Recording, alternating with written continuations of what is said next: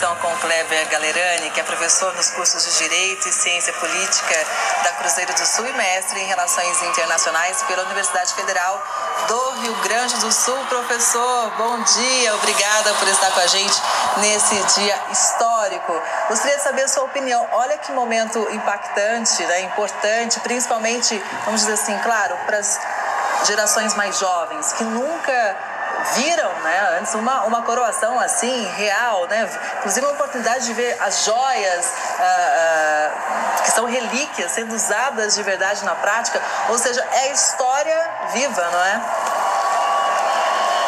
Muito bom dia, Kelly, William, os telespectadores também da Record News. É uma honra novamente estar com cada um de vocês nesse dia tão importante, conforme você bem indicou, em que a história está sendo escrita à nossa frente e temos a honra de participar como telespectadores vivos. Certamente para aqueles que são súditos mais jovens e para os jovens em geral no mundo, acompanhar uma coroação como esta, demonstrando a longevidade e a estabilidade de uma monarquia que já perdura ao longo de séculos, indica que, embora nós estejamos no mundo cada dia mais rápido e complexo, algumas tradições e também alguns protocolos permanecem a despeito da globalização e dos movimentos em que nós percebemos relações cada vez mais líquidas. Tenho por certo que para os jovens isto impactará muito e para muitos deles até mudar um pouco sobre a imagem que tem da monarquia, uma vez que nós percebemos que a resistência maior à monarquia dentro do Reino Unido vem justamente da população mais jovem, Kelly. Pois é, mas que agora presencia uma coroação que movimenta muita gente, traz muito turista e, olha, foi emocionante, né? Principalmente as canções, você vê todas as tropas passando pelas ruas, não tem como a gente não se emocionar, William Oliveira. E a gente viu há pouco que eles voltaram, a gente até ficou confuso se era uma imagem recuperada ou não, mas eles voltaram para novamente saudar a população, eles voltaram sozinhos, aí abriu a janela, a porta ali e saiu um fotógrafo lá no fundo para tirar, acredito que para tirar uma foto sem outras pessoas em volta, fizeram a imagem, eles deram um tchauzinho, os pais voltaram e aí eles se recolheram novamente. Kelly, às vezes eu fico ansioso para esperar 5 minutos por um lanchinho. Você imagina esperar 70 anos para ser rei? Mas ele esperou sendo treinado, representando realmente a Rainha Elizabeth em vários momentos. Nesse sentido, professor, o senhor acha que vem a maturidade? Claro, ele é o mais velho a assumir esse cargo, mas também existe já uma experiência maior, né? Principalmente em relação quando a Rainha Elizabeth II assumiu o trono. Perfeito, Kelly. Nós percebemos que em relação ao modelo presidencialista, como é o modelo brasileiro, em que muitas vezes se alega que aquele que é o chefe de Estado não tem um preparo para poder assumir aí o cargo, nós observamos que no Reino Unido, como vocês bem indicaram, já desde o nascimento nós temos o preparo de Charles, outrora príncipe e agora rei, para assumir o trono. Então nós percebemos que ao longo desses anos ele adquiriu experiência e mesmo que agora esteja sendo coroado rei, como a Rainha Elizabeth foi uma rainha muito longeva e nos finais dos anos da sua vida já a sua estrutura física e a sua condição de saúde já não era das mais favoráveis, ele já representava em muitos compromissos reais, inclusive atuando como se estivesse representando propriamente a monarquia, inclusive vindo ao próprio Brasil e muitos países, inclusive os países que compõem a Commonwealth, a Comunidade Britânica de Nações. Observe então que, de algum modo, essa experiência com certeza, Kelly, contribuirá, em particular porque nós temos aí também um primeiro-ministro jovem, né? Então é uma forma de contrabalancear, né? Se lá no passado nós tínhamos uma Rainha Elizabeth com menos idade e primeiros ministros, uma estrutura de governo um pouco mais longeva, agora nós temos o inverso, Kelly. Exatamente, é um cenário bem diferente. E um momento que nos chamou bastante atenção durante a coroação, professor, foi quando o príncipe William fez o juramento de lealdade ao pai. A gente viu nitidamente que o rei Charles III ficou emocionado. Foi talvez o momento que deu para perceber mais a emoção do rei Charles III durante a coroação. Ou seja, é a garantia da continuidade, né? Esta é uma das grandes vantagens da monarquia, né? A continuidade, o saber o que virá depois. E nós percebemos que o reinado propriamente de Charles, ele é encarado como um reinado de passagem, um reinado de transição. E nós observamos que, em particular, William e a sua esposa têm um carisma muito acentuado, até mais do que propriamente Charles.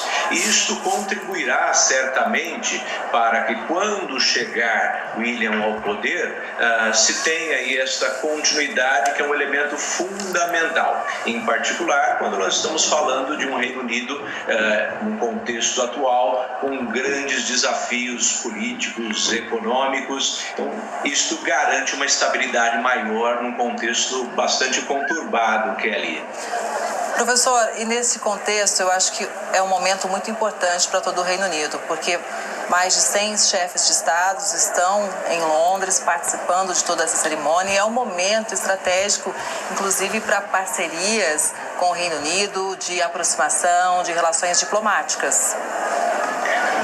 Certamente, Kelly. Nós percebemos que este momento é um momento que tem a sua simbologia histórica, política, cultural, mas não há que se deixar de lado também aspectos econômicos. Então, perceba-se, enquanto esses protocolos e toda o passo a passo da coroação se desenvolve, nós temos uma série de reuniões paralelas, inclusive com o chefe de Estado e governo brasileiro, Luiz Inácio Lula da Silva, em prol de incrementar as relações políticas e econômicas. Em relação ao Brasil, por exemplo, o Reino Unido é o 20º maior parceiro comercial do Brasil no mundo. Na Europa, ele é o 7º lugar nas exportações brasileiras e o 6º lugar nas importações. Para que se tenha uma ideia, Kelly, o Reino Unido ele está no 2º lugar entre os países com mais investimento potencial no Brasil. Então, ele investe em indústria extrativa, indústria de transformação, em atividades financeiras, comércio de peças e acessórios para veículos. Então, é inegável a importância das relações econômicas neste contexto em que o Reino Unido está projetado para o mundo, podemos assim dizer. Não é nem a sombra daquilo que foi o império do passado, mas certamente, em sendo a 6ª maior economia do mundo, tem uma força ainda bastante acentuada, Kelly. Pois é, e a gente lembra também que essa é a única monarquia que faz uma cerimônia de coroação como essa. Então tem uma relevância muito grande, né, professor? Com certeza, né? Nós percebemos que muitas das monarquias ao longo da história foram perdendo força. Para que o telespectador tenha uma ideia, se no passado a grande maioria dos estados modernos eram monarquias, hoje apenas 10% dos estados do mundo são monarquias, ou seja, de cada 10 países, apenas uma é monarquia. Isso porque ao longo da história a monarquia vem perdendo força, perdendo aquele apelo em prol, em particular, de regimes democráticos, regimes republicanos. E dentro deste contexto, pensamos até o Brasil, né, que nós tivemos um império com Dom Pedro I, Dom Pedro II, depois em 1889 transformamos-nos em uma república. Perceba que um evento como este é um evento cujo custo econômico é bastante acentuado. E num contexto econômico em que o Reino Unido passa por um cenário de inflação, de aumento do preço da energia, de aumento do preço dos alimentos, da queda da cotação da libra esterlina, fazer uma coroação como esta, sendo um dos poucos países que assim ainda o fazem, gera um custo econômico bastante acentuado, que gera um desgaste, em particular com os súditos, né? Estamos falando aí, trazendo para o real, em pouco mais de 600 milhões de reais investidos nesta coroação. Por óbvio, nós temos, por um outro lado, uma contrapartida por meio de influxos financeiros advindos do turismo, da venda de itens, da projeção que nós chamamos do Reino Unido por meio daquilo que nós, em relações internacionais, chamamos de soft power, ou seja, o poder brando, né, da influência do Reino Unido do mundo, mas a coroação, em sendo o Reino Unido um dos poucos países que assim fazem, enfrentou e está enfrentando um certo desgaste, Kelly. Professor, muita gente perguntou o seguinte, olha, por que só agora a coroação, né? A gente lembra que a Rainha Elizabeth II morreu em setembro do ano passado e a coroação só acontece agora. Bom, o primeiro motivo é o respeito ao luto, né? Tanto para todos os súditos quanto para a própria família real, tinha que ter um período de respeito a esse luto. E hoje a gente entende muito bem o segundo motivo, né? Que é a questão da organização de um evento desse porte, um evento gigantesco. E também a gente vê a alegria no rosto das pessoas. Então, esse é o momento realmente que dá para comemorar, que dá para festejar o novo rei, o que não aconteceria, claro, de forma alguma no ano passado, não é, professor? Perfeita a tua colocação, Kelly. Percebemos que há este interstício, né, esse período em que se aguarda após a morte da rainha para que haja a coroação. É importante identificar para o telespectador que não é neste momento que ele se torna rei. Ele se torna rei quando a rainha vem a óbito e, de algum modo, nós percebemos que a tradição indica que a partir dali, enquanto sucessor do trono, ele já tornou-se rei. Inclusive, alguns reis foram, de algum tempo, reis sem terem sido coroados, reinaram por pouco tempo. A coroação, ela tem um caráter mais simbólico, mais festivo e também protocolar, por óbvio. Perceba que, respeitado este período de luto que nós tivemos da morte da rainha, há um novo contexto em que já se observou a atuação de Charles ao longo de alguns meses e agora existe, ou pelo menos deveria existir, um novo clima para que haja a coroação num tom mais festivo. Percebemos que o respeito a este luto e também o preparo para este momento são elementos importantes para identificar a razão deste intervalo de vários meses até a ocorrência da coroação de Charles. Certamente um momento histórico, Kelly, um momento em que muitos de nós talvez não teremos oportunidade de presenciar novamente. E para as gerações mais novas, um momento único, Kelly. Que a gente transmite ao vivo para você que acompanha a Record News desde as 5h30 da manhã. Estamos trazendo cada detalhe para todo o Brasil e para mais de 150 países. William Oliveira. Professor, acho que era importante a gente pontuar também, né? Quando a gente fala monarquia, a gente às vezes pensa em rei, rainha, assiste muito filme medieval, né? Mas acho que é importante lembrar que são reis e rainhas de uma democracia, né? Porque a gente tem outros reis e rainhas que são absolutistas, né, no mundo, que mandam e desmandam, mas nesse caso nós temos uma democracia plena e estabelecida, né?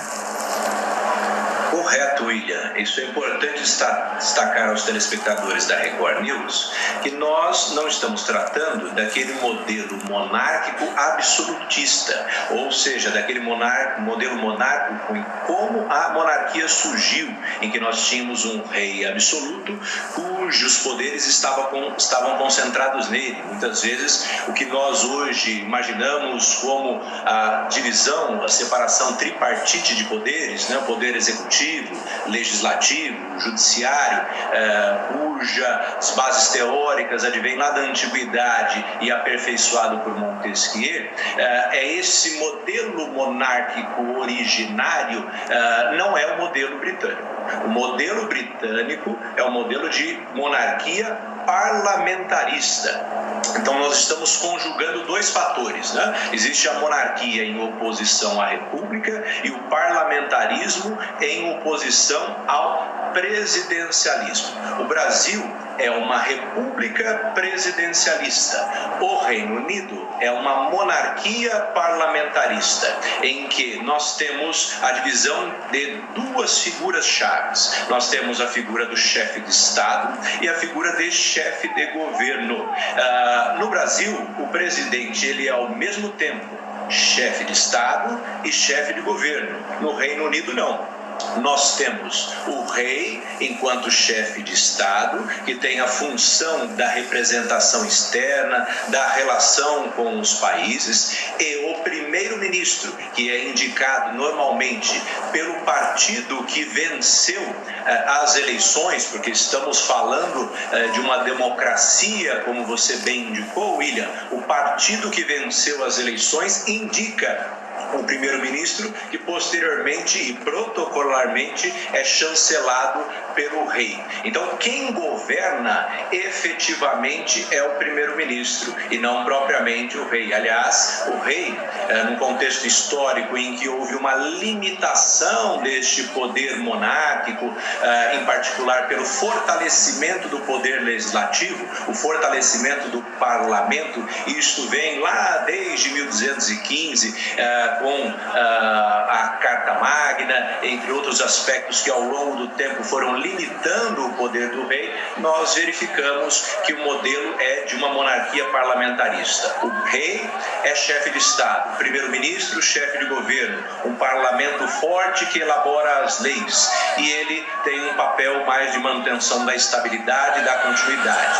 Importante observar, só mais um detalhe, que existem países parlamentaristas que elegem o chefe de Estado. No caso da Alemanha, por exemplo, a Alemanha é uma república parlamentarista, em que existe a eleição para primeiro-ministro e eleição para presidente. São duas eleições. No caso do Reino Unido, nós temos o chefe de Estado, no caso o rei, sendo cujo cargo ocupado por linha sucessória, e a eleição indireta do primeiro-ministro por meio da escolha, sendo ele normalmente indicado pelo partido que venceu as eleições parlamentaristas, ou as eleições do legislativo, melhor dizendo, William e Kelly. Boa observação, William.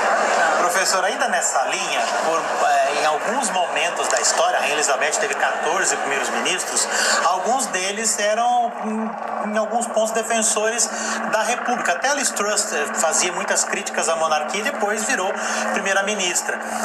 Mas muitos relatavam que mudaram seu conceito quando no poder, porque justamente a rainha ou o rei se tornava um ombro de consolo nos momentos mais difíceis, né? Porque o primeiro-ministro muitas vezes passa, mas o rei ou a rainha permanece, né? Então, até aqueles que chegaram ao cargo criticando, muitas vezes se converteram à monarquia, digamos assim, né? Perfeita observação, William. Nós percebemos que não por acaso Elizabeth conseguiu governar por mais de 70 anos. 70 anos de reinado, nós estamos falando de 7 décadas em que ela passou por grandes transformações políticas e econômicas. Pegou o final da Segunda Guerra Mundial, naquele contexto de nascimento da bipolaridade, todo o período da Guerra Fria, o declínio do modelo de bem-estar social. Como você bem indicou, nós estamos falando de 14 primeiros ministros. Em todos esses momentos, ela, embora muitas vezes o governo estivesse em xeque, embora o contexto político não fosse um contexto favorável, ela manteve-se dentro das 4 linhas, não exacerbando aquilo que deveria ser propriamente o seu lugar. Ela soube muito bem o seu lugar, demonstrando que não usurparia este papel no sentido de retroceder para um modelo que se aproximasse mais do modelo absolutista. E isto garante uma estabilidade, garante uma segurança maior em contextos de crise.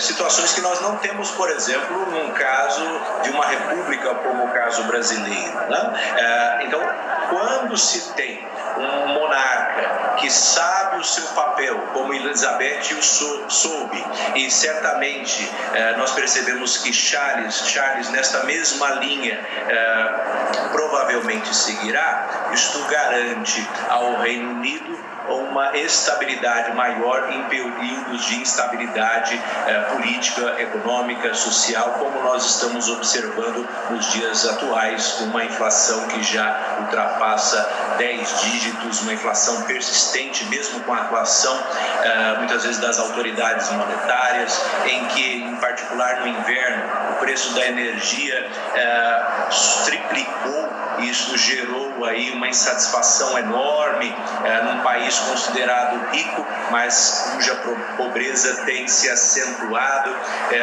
em particular até os bancos de alimento, que muitas vezes eram utilizados por pessoas sem teto. Hoje, muitos cidadãos que trabalham, às vezes em período integral, dependendo, às vezes, de doações para poder sobreviver. Então, esta estabilidade política da monarquia, em particular a monarquia inglesa, ela é importante num país que tem um posicionamento central no mundo. William Kelly.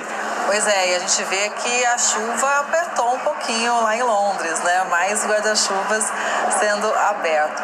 Bom, professor, eu gostaria de que o senhor fizesse uma análise com a gente com relação à monarquia, tradição versus modernidade. O senhor disse agora há pouco, houve uma evolução dos tempos. Como manter, então, toda a tradição, mas também se atualizando? Esse é um dos grandes desafios, Kelly. Nós temos uma máxima no Ministério das Relações Exteriores, representado aí pelo Itamaraty, que a grande tradição é saber renovar-se. Saber renovar-se mantendo a tradição não é uma tarefa simples, mas se nós verificarmos como se deram as alterações sociais, a diminuição, podemos assim dizer, da distância entre o político e o povo. Hoje nós temos as redes sociais, nós temos a proximidade e a possibilidade de acompanhamento de eventos como esse em tempo real, né? Ainda que a coroação da Rainha Elizabeth tenha sido a primeira a ser transmitida ao vivo aí para o mundo, ser transmitida para o mundo, hoje nós estamos falando de uma transmissão multimodal, né? Por exemplo, a Record News, nós estamos aqui ao mesmo tempo na televisão, estamos ao mesmo tempo na internet para mais de 150 países acompanhando essa transmissão, e observe que este contato mais aproximado é uma forma também de modernização.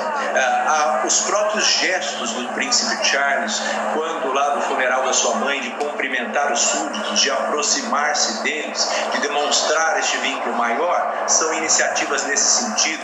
Ou mesmo quando nós falamos de William e também da Kate Middleton, que de algum modo nós observamos que até alguns gestos simbólicos dela, quando utiliza algumas roupas que se aproximam um pouco mais do povo, algumas roupas que estariam ao acesso da população, tudo isso são gestos pequenos, mas que indicam esta aproximação.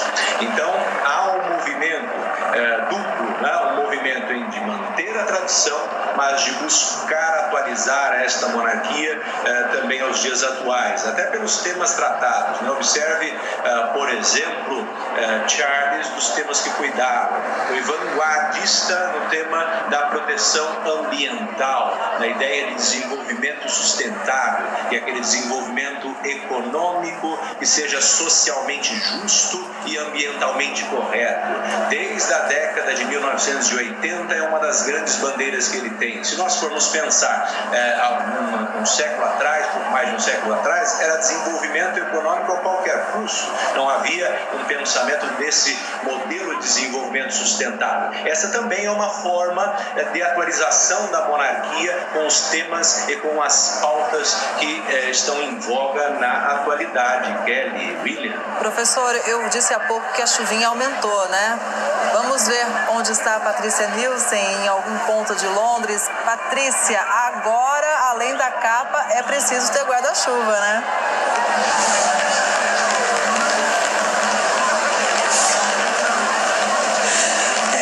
Kelly, a chuva ela engrossou e aí a capa não deu jeito, né? Tive que pegar o guarda-chuva, mas tá tudo bem, a festa, né? A cerimônia e todo o show que teve aqui aéreo terminou. Lá dentro agora do palácio, a família deve estar reunida, almoçando, porque afinal de contas eles estão aí nessa função toda desde as 10 horas da manhã que saíram aqui do palácio, então agora eles devem estar almoçando, um almoço só mesmo para a família, para os membros da família real, todos os membros que vocês viram aí apareceram na varanda do palácio, eles estão agora reunidos lá dentro. Quem não foi visto por lá, né, vocês que estavam acompanhando também aí do estúdio, o Brasil todo, lá na varanda apenas os membros que estão na ativa, que estão trabalhando, que tem um papel na monarquia. Então, o príncipe Harry, que foi visto na abadia de Westminster, não foi visto por aqui. Então, ele provavelmente pode ter seguido para o aeroporto, né? Ele veio da Califórnia, ele veio dos Estados Unidos, chegou ontem aqui na Inglaterra praticamente para uma aparição relâmpago, porque ele só foi visto na abadia e o que tudo indica, as especulações é que ele pega ainda um voo ainda hoje para ir para os Estados Unidos encontrar com a esposa dele, a Meghan Markle, que não veio para a cerimônia, e os dois filhos, Archie e Lilibet. Inclusive, Archie está fazendo aniversário hoje, 4 aninhos. Bom, aqui, depois do almoço, eles devem descansar, afinal de contas, foi um dia longo para todos, e eles precisam se preparar para a festa de amanhã, porque tem mais celebração, viu? Uma grande festa foi organizada nos jardins do Castelo de Windsor, que fica mais ou menos uns 40 quilômetros aqui de Londres. Então, a celebração amanhã com várias bandas, vários cantores, né, e famosos como Lionel Richie e Katy Perry vão estar lá para brilhantar essa festa, receber o rei Charles III e a rainha Camilla Parker Bowles e outros membros da realeza que vão estar lá especialmente para essa celebração. E muita gente, viu o público lá, 20 mil pessoas, mas vai ser um evento fechado. Foram sorteados, na verdade, 10 mil ingressos entre o público, então qualquer pessoa podia participar desse sorteio, e os outros ingressos foram aí distribuídos entre convidados, também muitos representantes de entidades de caridade que são apoiados também pelo rei e pela rainha, trabalhadores do NHS, que é o sistema de saúde público aqui do Reino Unido. Então é um fim de semana chuvoso, mas um fim de semana de muita festa, de muita celebração, afinal de contas um momento único, um momento muito esperado, né? O rei esperou aí 70 anos por esse dia, ele tem 74 anos, o monarca mais velho a ser coroado, então é muita emoção para os britânicos e também, obviamente, né, para a família real que está em festa agora. Vou deixar eles descansarem e amanhã continua. Volto com você aí, Kelly, no estúdio. Obrigada, Patrícia, pelas informações ao vivo, direto de Londres. E a gente continua agora, é um mar de guarda-chuva, hein? Muita gente com guarda-chuva, porque realmente a situação complicou por lá. Mas como a gente sempre disse aqui, né, é característica de Londres. Olha só a alegria, as pessoas sorrindo, festejando. Acho que vale a gente lembrar também, né, professor, que a gente falou muito da questão do foco ambiental do rei Charles III, mas em 1976, ou seja, há bastante tempo já, ele criou uma fundação para apoiar jovens no trabalho e na educação. Ele sempre foi também um forte ativista nessa questão, na capacitação profissional voltada para os jovens. Isso mesmo, Kelly. Observe que o tema educação foi sempre muito caro para outrora príncipe e agora rei Charles. Observe que a necessidade de aperfeiçoamento educacional, em particular num contexto em que nós temos um mundo cada dia mais exigente das formações, faz com que muitas vezes haja alguns abismos, né? Nós temos uma parcela da população que tem acesso a uma educação de maior qualidade e um grande número da população que muitas vezes não tem este acesso. Ciente disso, Charles envolveu-se além da questão ambiental, também em aspectos relacionados à formação educacional e profissional dos jovens. Lembrando que a educação ele tem um duplo vetor, né? Nós temos, por um lado, o benefício direto e imediato, que é a busca pela inserção do jovem no mercado de trabalho. Mas, por um outro lado, a educação também contribui para a formação cidadã, que é um dos aspectos mais relevantes quando se trata de uma democracia. A participação de pessoas que tenham acesso à educação faz com que haja uma melhoria qualitativa da democracia. Então, nós observamos que desde muito cedo, já há muitas décadas, há este olhar por parte de Charles da necessidade de investir em educação. E uma das vertentes de atuação da família real é justamente apoiar projetos ligados a distintas áreas no sentido do desenvolvimento social. E a educação foi escolhida desde cedo para ele como uma das prioridades. Isto enquanto professor, né, enquanto representando aqui muitos professores também que me ouvem, alunos, isto é uma mensagem até para o nosso país, né? Investir em educação é fundamental para construir uma nação rica, próspera, democrática e que haja, de algum modo, um desenvolvimento social equilibrado. Como muito bem observado, Kelly, essa participação de Charles merece essa nota. William Oliveira tem uma pergunta para o senhor, professor. Professor, ainda falando um pouquinho nessa linha, né?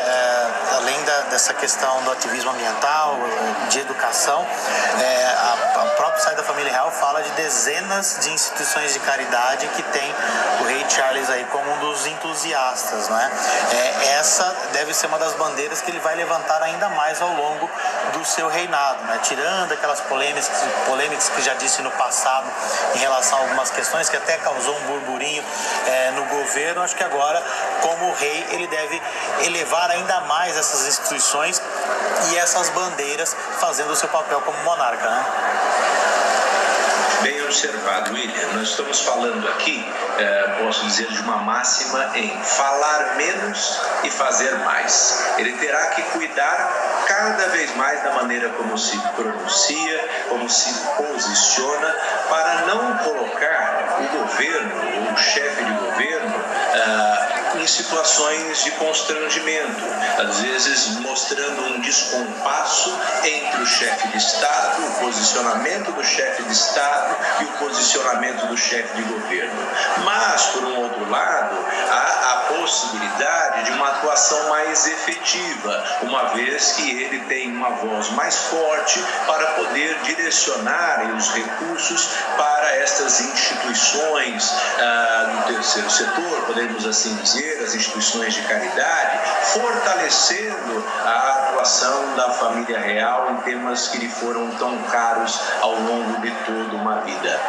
Feita esta observação, acredito que se ele for para esta linha, ou seja, de fazer mais e falar menos, até a popularidade da monarquia ela vai ganhando força, né? Estamos falando aí de uma monarquia que tinha um apoio maior, ainda uma pesquisa feita recentemente demonstra que boa parte da população assim apoia, cerca de 60%, mas há resistências, até mesmo no dia de hoje nós tivemos alguns movimentos de alguns grupos resistentes, algumas pessoas foram presas justamente por discordarem de algumas formas de atuação da monarquia. Então, esta atuação no campo de apoio às instituições da caridade também fortalece a imagem da família real no contexto em que as monarquias estão em desgaste no mundo. William. Professor, com relação à postura do príncipe Charles e do rei Charles, o senhor acredita que essa postura ela vai mudar, tendo como referência a própria mãe, a rainha Elizabeth II, porque ela tinha uma máxima, que era nunca reclame, nunca explique, porque no modelo da monarquia constitucional britânica, os poderes do soberano são principalmente simbólicos e cerimoniais. É bom a gente também explicar aqui, né? Então, o esperado da família real é que ela permaneça neutra sempre. E lá no passado, o príncipe Charles costumava se expressar sobre alguns assuntos que considerava importante. Inclusive, há relatos que em 2015 ele escreveu muitas cartas a ministros do governo, expressando algumas preocupações no âmbito ambiental, por exemplo, das Forças Armadas, e outras questões. O senhor acredita agora, como rei, a postura dele vai mudar, ou seja, ele vai ficar mais neutro? Ela já vem mudando, Kelly.